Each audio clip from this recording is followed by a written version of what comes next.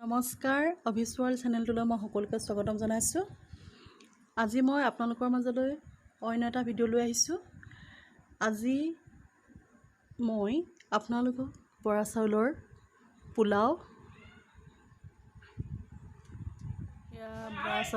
পোলাও ৰান্ধিছিলোঁ মই।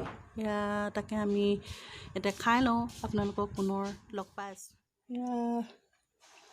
এয়া ওলকচু বইল কৰি ল'বলৈ লৈছোঁ। আজি ওলকচুৰ আঞ্জা বনাম, তাকে চাই থাকক শেষলৈকে ভিডিঅ'টো। মই এতিয়া এয়া ওলকচু ৰান্ধিবলৈ লৈছোঁ। তাকে ওলকচুখিনি বইল কৰিলোঁ। ওলকচু বইল কৰি কাঢ়ি থৈছোঁ ডাবৰ এটাত, সৰু ডাবৰ এটাত। তাৰপিছতে তিয়াই ৰাখিছোঁ, ধুনীয়াকৈ ধুলোঁ, তিয়াই থৈছিলোঁ অলপ সময়।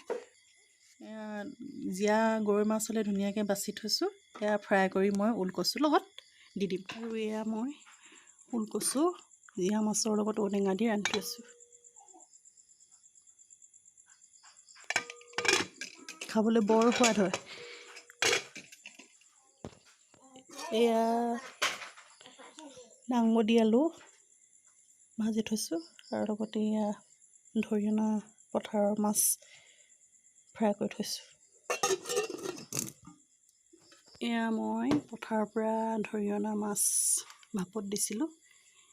ফুলদনিকণা মাছ হয়, খাবলৈ বৰ সোৱাদ হয়। আৰু এইফালে কুকাৰত ভাত তুলি দিছোঁ। আমাৰ এতিয়া খানা ৰেডি হৈ গ'ল খাবৰ কাৰণে। আজিৰ ভিডিঅ'টো ইমানেই আছিল। ভাল লাগিলে like, share, comment and subscribe কৰিব।